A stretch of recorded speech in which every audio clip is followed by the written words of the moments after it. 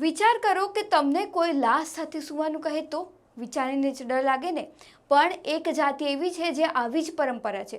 આફ્રિકાની નીલ નદીના ઘાટમાં અનેક જુદી જુદી જનજાતિઓ દાયકાઓથી વસવાટ કરી રહી છે અને પોતાની પરંપરાઓ જાળવી રહી છે. આ સમુદાયને નિલોટિક સમુદાય તરીકે ઓળખવામાં આવે છે અને તેમના જીવનમાં આધ્યાત્મિક વિશ્વાસ ખૂબ જ મહત્વ ધરાવે છે. જેમાં એક છે લુઓ જનજાતિ, જેની પરંપરાઓ અને જીવનશૈલી અસામાન્ય અને અનોખી છે.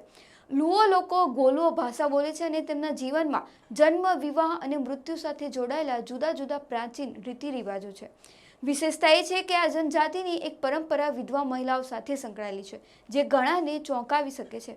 લુઓના રિવાજ અનુસાર પતિના મૃત્યુ બાદ વિધવા મહિલાએ પોતાના પતિની લાશની બાજુમાં રાત વિતાવવી પડે છે.